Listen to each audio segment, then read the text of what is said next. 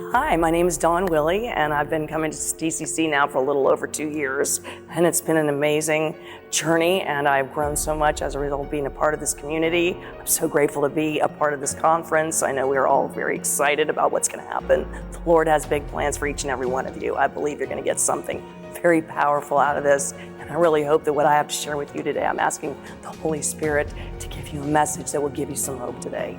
I can tell you the very first thing that gives me a lot of hope and a lot of encouragement is that I wasn't walking with the Lord. I wasn't raised by parents that told us about God. There was no Bible in our house. There was no prayer. There was a lot of love though, and there was stability and a lot of wonderful things, good ethics and morals, but I didn't know anything about God. And so I was raised watching two parents. My mom was a stay-at-home mom. She was amazing. She could cook, she could sew, she could do everything. My dad made enough money, we didn't have to worry about anything. So this is what I want for my life, and it's all gonna be good. But God was never really mentioned. And if he was mentioned as a fairy tale. When I was 16, I went off the rails. I was raped, and my mom tried to protect me as much as she could. She was very overprotective because she had been molested for a long time when she was a kid. And it still happened. And as a result, I think that really started me down a path of alcohol and drugs and promiscuity and a lot of things that had nothing to do with what my dreams were as a kid to be my mom, to have children and take care of them and have a home and a husband and a wonderful life like I saw them living. But that didn't happen.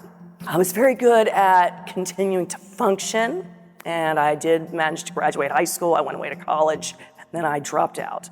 And I was a mess. I was a mess for a really long time, and really, honestly, I can say that having my kids are what's really saved me. I can see now, knowing about God, that his plan all along was to bring them into my life, to stop the pattern that I was on, because I was on a downward spiral. So, my big thing growing up was music. I love to play music. I play music here, which I enjoy much more than the secular music that I did for so many years. It's a whole new ballgame singing for the Lord.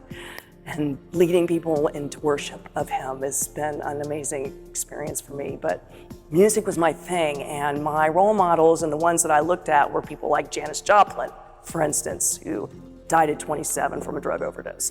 People like Jim Morrison and Jimi Hendrix.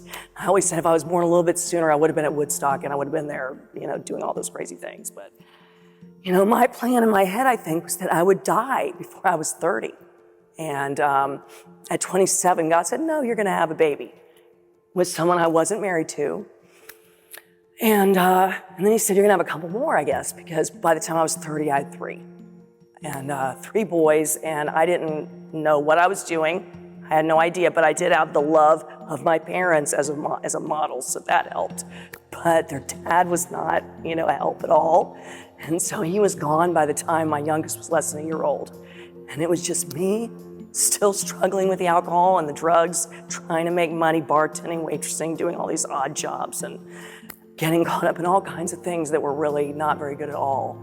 Just trying to survive, still not knowing anything about God. And at 33 years old, when my kids were 6, 5, and 3, I got sober. I got sober at 33, and a woman that I met at a meeting took me to church. I had not been to church except once in a while. When I was a kid, I'd maybe spend the night on a Saturday night and go with the family to church the next morning. But she took me to this church. And all I remember, my kids got, ushered off into a room somewhere where they had the kids. And after the service, I couldn't even tell you what was said in the church service at all. There were a group of people. They brought me into a small chapel, and they had me get in the middle on the floor. And they gave me this book with, I guess, the sinner's prayer, the words. Now, I don't even remember exactly what it was, but that whole thing where you're asking Jesus to come into your heart. And I didn't even know what I was saying, and they're just praying, and it was like they knew, because they had just helped rescue me out of this awful situation. I was about to move back with my dad with all these kids and go back to college and get my life together.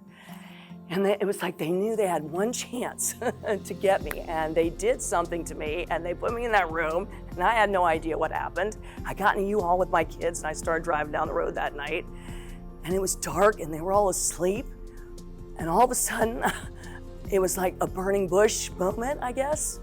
and I've never shared this publicly with anybody.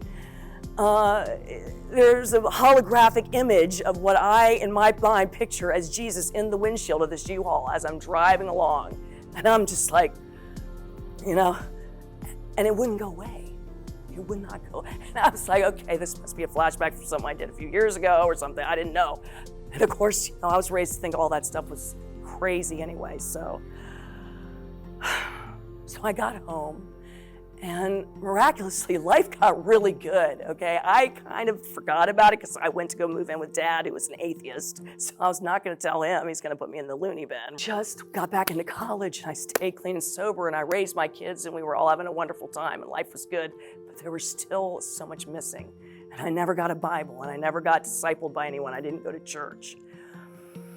And then years passed, and I started meeting people, and then even my oldest son had interest in church, and somehow I started going to church again. And then someone gave me a Bible, and then somebody gave me another Bible, and then somebody said, you need to get baptized. Next thing I know, I'm getting baptized on my 49th birthday, and it was Easter Sunday too, which was just amazing. And then I really started to understand what happened to me 15 years prior. And everything became about Jesus at that point. And my kids were like, oh, Mom's gone cuckoo, right? And, but they could see the difference in me. So it's like, I've been planting seeds and praying over them and reading the script, everything that's about kids and parenting and whatever, and picking people's brains that are Christians raising kids, and just believing that it took me till I was 33 to even know anything about him. And I still didn't know anything until I was 47, really, you know, started getting into the Word. And even now, I'm going to be 57 next month. And I mean, I thought I was going to die. I mean, I have 5 grandkids now. Oh, I didn't think I would live to be a mother, much less a grandmother. And I know it's God's plan for me, because His plan was so much better than anything that I could have ever planned for myself. I was just going to go out in a blaze of glory, because I didn't think there was anything after this either. It was like, this is just it, you know. I don't feel that anything's holding me back. I feel so much freedom, even just in the last couple of years coming to this church, because of the love and the knowledge and the prayer warriors just praying over me and my kids and my grandkids. And I love to bring them here whenever I can. And they just love them up so much. It's like, I know why God has got me right where He's got me now. I'm babysitting my grandkids. People think I'm nuts. I'm giving up salary to do that. I want them to grow up knowing that they belong to Jesus and that He's always with them. You know, I mean, I can see where He was always with me all the time before I even knew anything about Him. But I want them to know all the way through their life. And so I just feel excited to know that I'm surrounded by people that understand how important that is and will help me to be the best person I can be and stay close and keep me always going back to Jesus, because it's all about Jesus. Everything's about Him. And if it wasn't for Him, I wouldn't be here. None of us would be here. And so I just really pray for you. Just don't lose heart when they get angry and they want to lash out. And I mean, my kids are like starting to talk to me. They're starting to ask me questions about God. I'll go through these things like break my wrist, and they're like, how are you handling that? Well, it's Jesus. Oh, well, how are you going through that? Oh, it's Jesus, God. They always thought it was, oh, Mom's just really, you know, outgoing, or she's just this, or smart, or lucky, or whatever. No, I'm loved by an amazing God who, for some reason, decided not to give up on me. Being a mother, being a grandmother is the greatest joy in my entire life, and being a part of this church, and the women in this church particularly have just given me strength to do what I need to do for my family and to stay rooted in what's really real and the truth of God, not worry about the world and everything that's going on out there.